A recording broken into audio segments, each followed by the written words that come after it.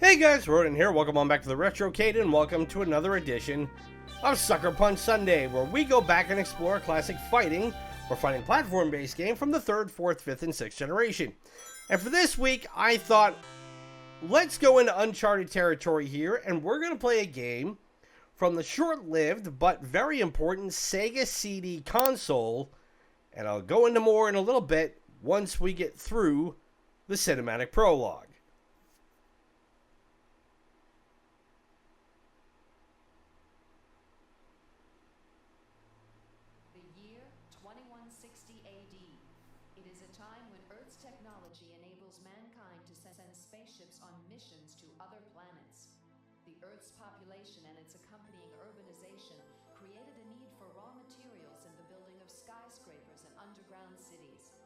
Eventually, the planet's natural resources were unable to meet the demand of its growing population.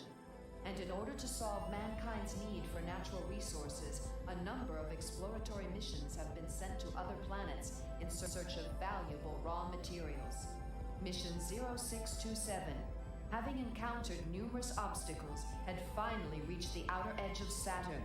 The journey has been long and arduous. Did you hear about the Jupiter mission? Headquarters still hasn't received a transmission from them, and they're already a week late. Their transmitter is probably broken down. No big deal. It happens all the time. I got a bad feeling about it. Something's not right. You get scared at the first signs of trouble. You can't take the heat. Why don't you get out of the kitchen? Hey, I can take the heat. What about you? Hey, the radar reports multiple unidentified objects heading our way. This doesn't look good. Oh, boy. Oh, no!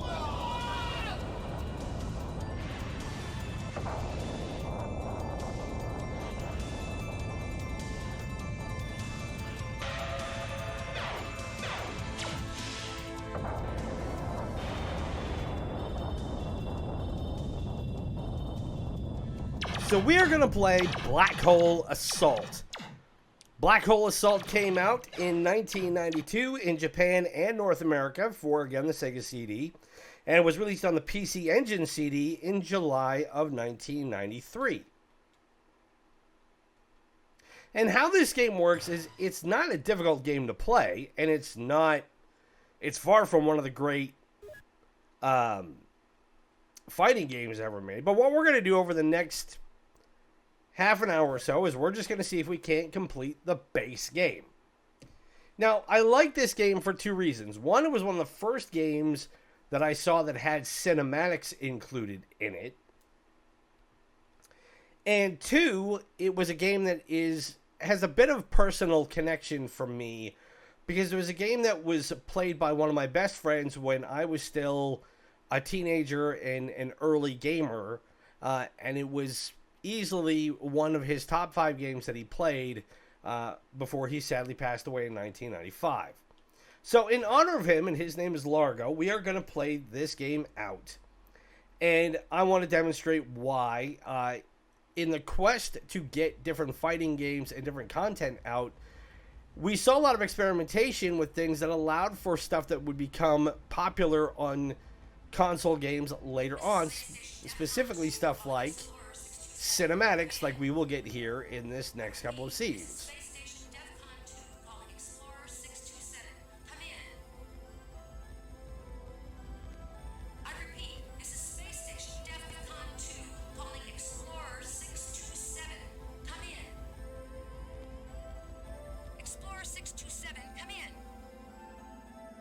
Captain, I still can't get any response from Explorer 627. I think we've lost contact. That's the 3rd this week, 5 over the last month.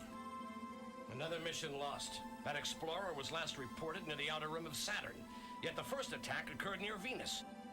How could they get that far in so little time? And how can headquarters see these as accidents when they're obviously alien attacks? Those fools back home have no idea what's actually going on. They're out of touch. I'm certain that these losses in communication are due to alien attacks. Our solar system is being infiltrated by a ruthless and hostile alien force. Something's got to be done. Now. I'm going up to the command room and stir things up a little.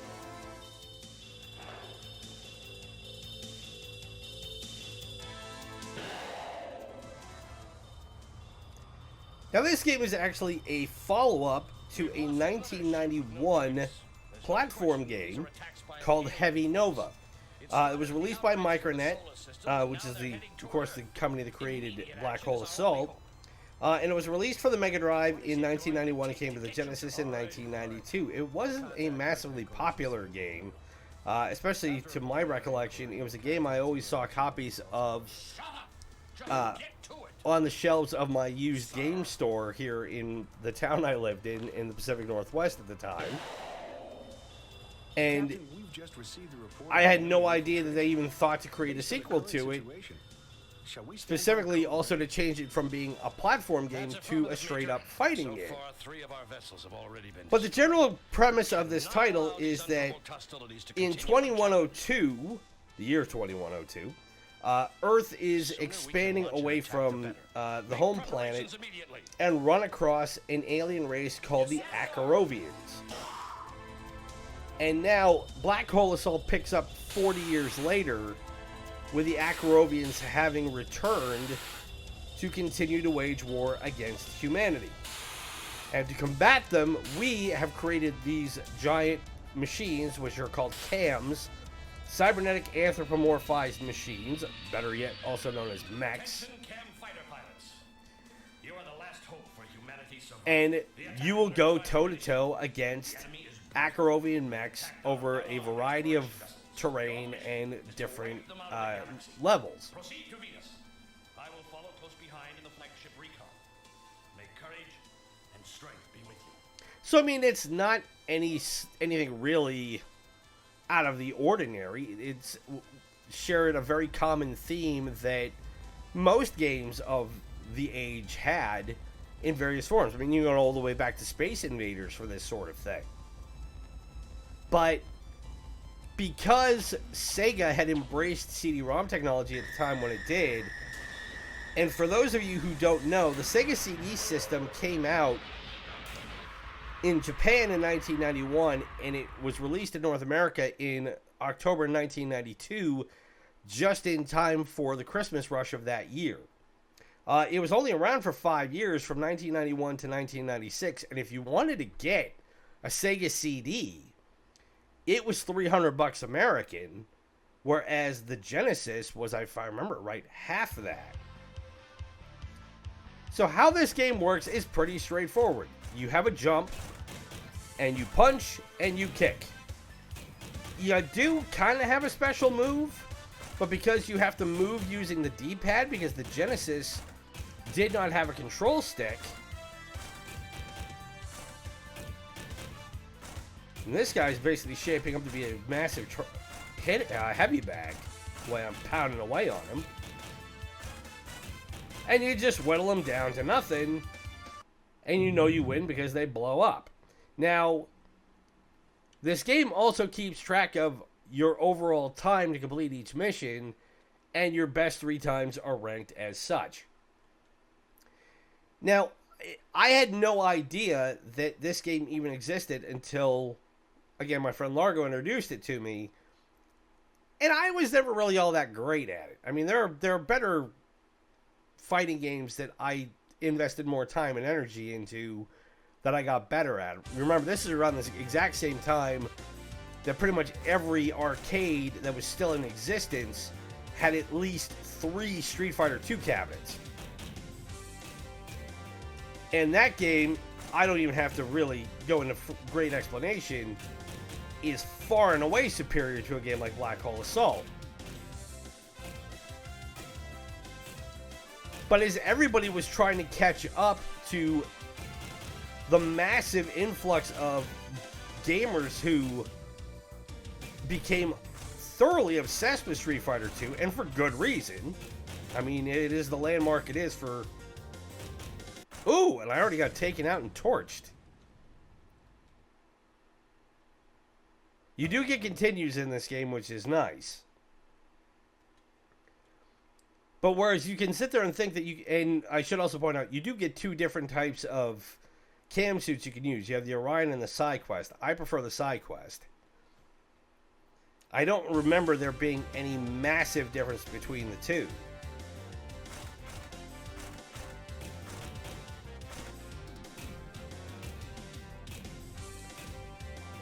Okay, well, when in doubt, I'm just going to sit there and hit you in groin shots until you go away.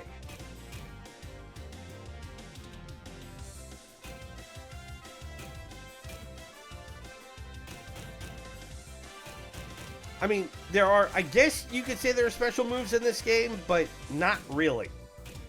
Like, the side quest has the equivalent of a fireball, but being able to consistently hit it is really hard. It's not just like a quarter turn up and hit the punch button. So, more often than not, it happens kind of on a fluke.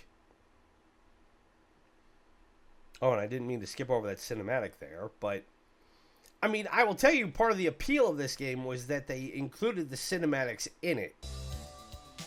But also, it is very much the put lipstick on a pig model of take a game that otherwise has really, really shoddy mechanics and not a whole lot else going for it to make people interested in it.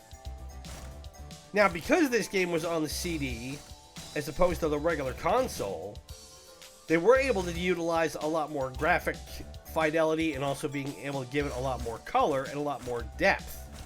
And it's really shown here where you get those mountains in the background and you see the different layers of the foreground as you're moving.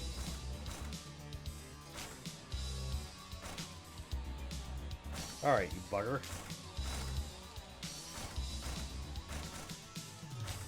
Hold still.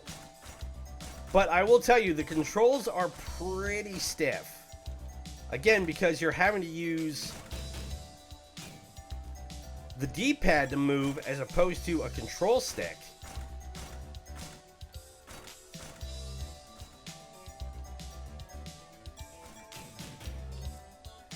And he does that little lunge and sweep, and that thing takes a chunk out of you. And I never understood how it was that the mechs just can up and fall over at different points. Ow.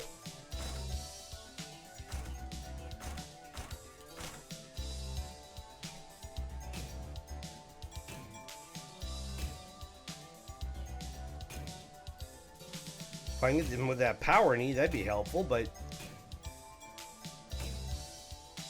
instead, I'm kicking him in the ankles.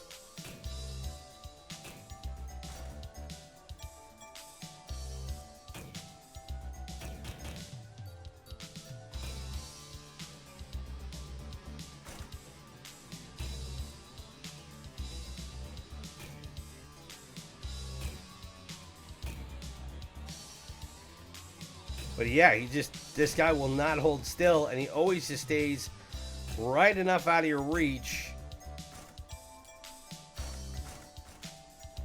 that you can't do a whole lot of damage to him.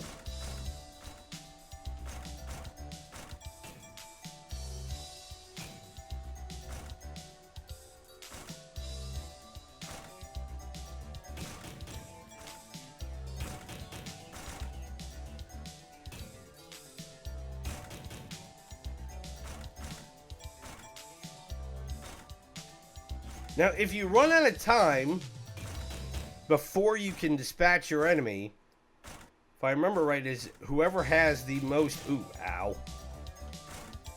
Whoever has the most remaining life still wins.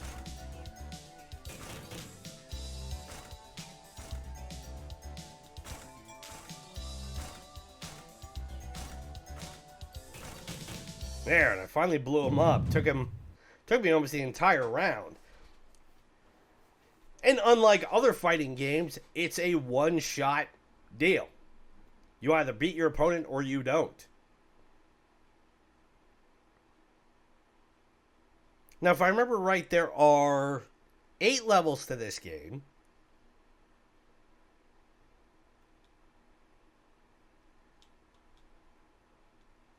And one of my lasting memories of it is that I, again, okay, this is a whole...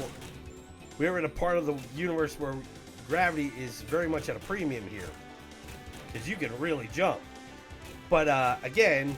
Oop, don't stand toe-to-toe with them. Ow.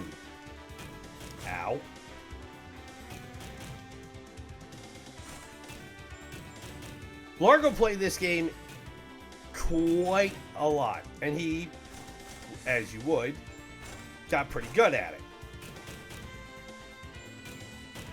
Whereas I played it only like 2 or 3 times in the time that he and I were able to really hang out and be friends before he passed away. Oh, knee to the head and that's it. But the one time I managed to get all the way through it, I got all the way to the end and took on the last guy. And Largo kind of sat back on the couch and was like, all right, champ, let's see how far you can go this time. And I managed to take out the final boss in Lethal enemy liberators have been decimated. under 20 Cams ready to seconds. beam aboard. And he was stunned. Frontline bases with missions on Venus, Mars, and its asteroid Phobos. Having successfully completed their missions, they now head to the outer space reaches of the solar system, to Jupiter. It is in this area that one of the exploratory missions vanished. It is also highly probable that an enemy base is located in this vicinity. Captain Grain issues a report. As you can see from the preliminary reports, it's almost certain the enemy has established a supply base and command post near the planet Saturn. Now, based on the reconnaissance data that we have gathered, our strategy will require more prudent combat tactics. We have just received reconnaissance reports that will help us with our next mission. Lieutenant Haig is here to explain. Lieutenant? As you're well aware, on previous missions, we've encountered Akarov forces that have focused on strength as opposed to speed and agility. And that has all changed now. Reconnaissance now reports that the Akarovs have an even more lethal weapon. We have codenamed this weapon Ghostwalker. In comparison to our cams, which operate on regulated fusion power cells, the Ghostwalkers run on some sort of multi-fusion reactor. As a result, the Ghostwalkers can move up to speeds which exceed that of our cams for a short period of time. It's obvious that our hover packs will play a key role in this battle. Does the data indicate any weakness? Because of the limited information we have received to date, we're relying on you to find that out. And without this information, our chances of winning against the Akarovs will be all but lost. I know you're all good fighters, and I trust your skills will allow us to overcome any obstacles we may face in our next battle. Thank you for the briefing, Lieutenant Haig. Our next briefing will be at 0900 hours, before arrival at Leda. What is it? Enemy attack from Good luck, asteroid guinea Leda, pigs. sir. We do not have a fix on their numbers. I need the facts, Major, now! Well, I guess the Akarovs couldn't wait. Preparation complete. Request permission to attack. As rudimentary as the cinematics in this game are by modern You standards, idiot, just go! they do a really good job of establishing mood with them. I'll give them that. Roger. You know, and Micronet was not a huge game company. They're still around as far as I know.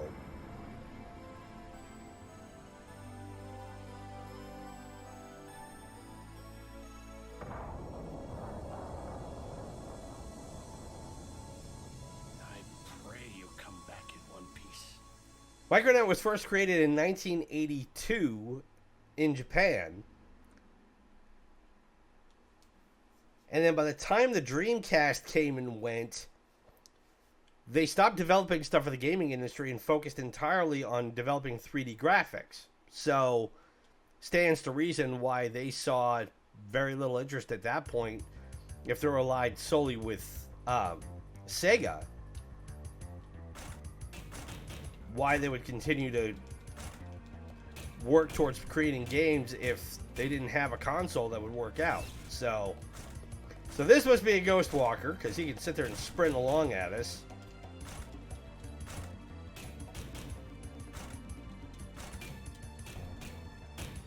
And he is a quick little bugger.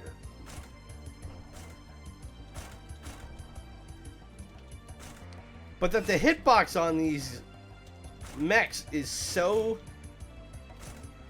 exact. It is tough to know exactly what's the perfect range to go at them with. And I'm pretty sure I'm going to get my metal carcass handed to me by this thing if I'm not careful. So yeah, one more shot and I am toast.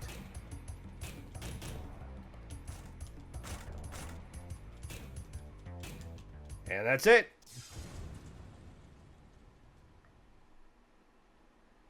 Now, I don't believe there are a limited number of continues in this game. If there are, I genuinely don't remember. But I do remember that this one was the most annoying one to fight. That after you got past this one, they actually did get, until you got to the final boss, they did actually get a lot easier.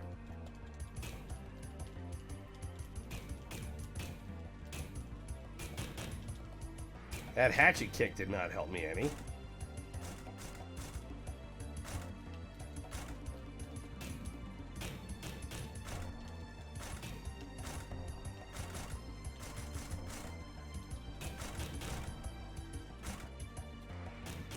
Nowhere did that throw.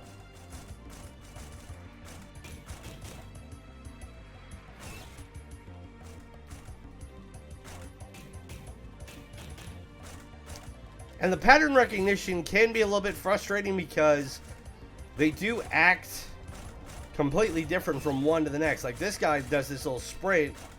He's already done a lot more often in this fight than he did in the previous fight. And there is no real block function either. So like that, I'm already toast again.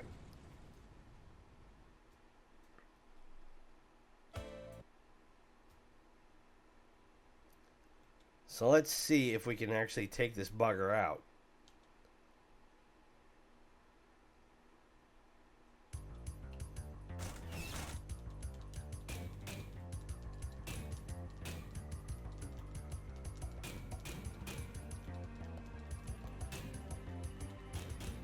So I have to throw.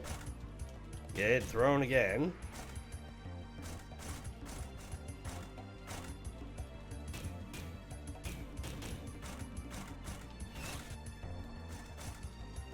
But that slip and fall, I just have never understood that.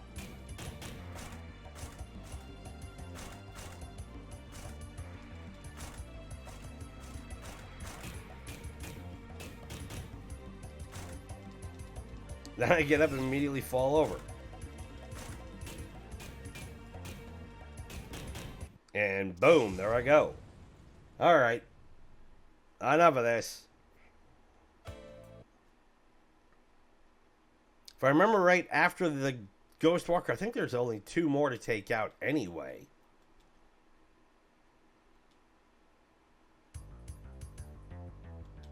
But this one has got to go.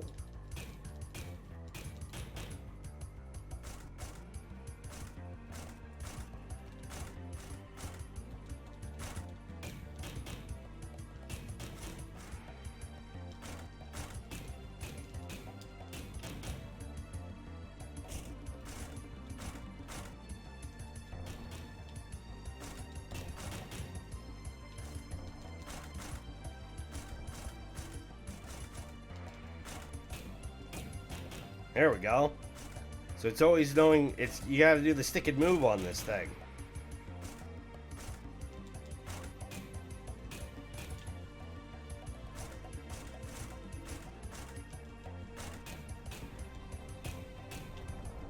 Whoop, watch the hatchet kick. Oh, he got me with the throw.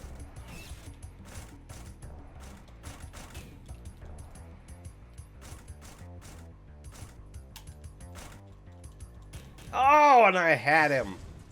I was whittling him down.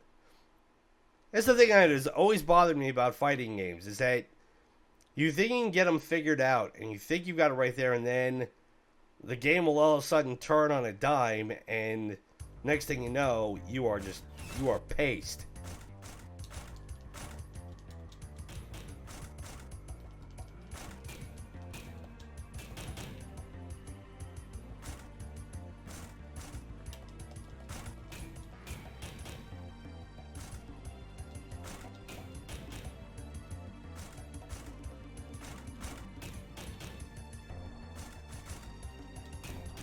Ow. Ow. You weren't doing that before.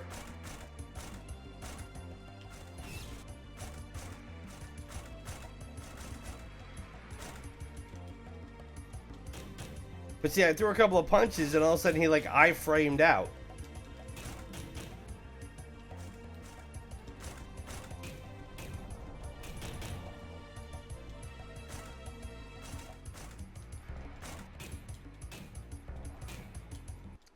And kaboom, there I go. Alright, let me try this one more time, and this time we're going to switch over to the Orion and see if that makes any difference. I don't recall there being any real change in how opponents were handled from one to the other.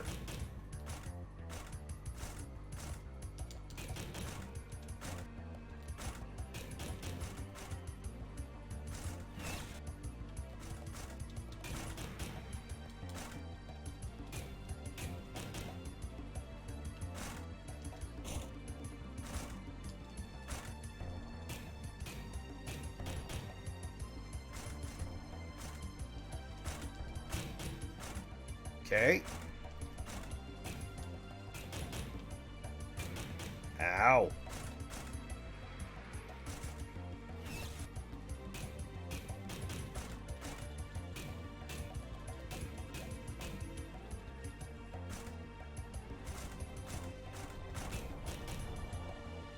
Alright, I don't think I'm going to get any further than this guy. Yeah, sure enough, he totally decimated me in a lot less time than he did with the side quest. So I think what we will do is we will call it good here. So that, everybody, is Black Hole Assault for the Sega-CD ROM from 1992. If you're inclined to want to take a look at old fighting games, I mean, go look it up. I played it, as I have all my Sega games, on the Sega Fusion 3.64 free emulator. So it's not a hard game to find online, and you're able to play it pretty much anytime you want. But is it the greatest game in the world? No. Is it a frustrating game? Yes. But it is a game, again, like I said, that's got a bit more personal meaning for me than it does for most people, which is why I wanted to give it a look. So if you enjoyed this, and I hope you have, best way to show it is to hit that like button, subscribe to the channel if you are new, ring the bell to be notified of the latest content. Also, be sure to check out our Sports Saturday feature yesterday, where we took a look at the classic 1980s Konami Track and Field, the original one, also known as Hyper Olympic, which was a lot of fun. In some ways, just as frustrating as this was, but not so much in others. So, I do have a title picked out for our playthrough. I am scheduled to get that going here in the next week to 10 days. I am getting back to work at my day job starting on Monday, and I have been getting over being sick as a dog on what was supposed to be a 10-day vacation. So, which is why my throat is still hacked up and why I'm still feeling like I swallowed a sock most of the time. But also, you can help us out by spreading the word about our channel and following us on Instagram at Ronan's Retrocade. We're trying to get our goal to 100 subscribers so we can open up YouTube's customization algorithm and make the channel bigger and better. And a huge thank you to everybody who has subscribed so far. I've been getting updates over the last couple of weeks and see that the numbers of both views and subscriptions have gone up, and that is a big-time positive for me and what I'm looking to do. So, as always, keep it coming and spread the word about what we're trying to do here so we can make it bigger and better. And if there is a game you would like to see us feature from the Nintendo Entertainment System, the Super Nintendo, the Sega Master System, Sega Genesis, or Mega Drive, including the Sega-CD, SNK Neo-Geo, Nintendo 64, PlayStation 1, or PlayStation 2, leave it in the comments below or drop me a line on Instagram. It can be any game you guys want. And as always, my name is Ronan. It's been great to spend this Sunday with you. Be safe, be well. Happy Mother's Day to all the mama gamers out there, by the way. And I will talk to you soon with more content from the channel. Bye.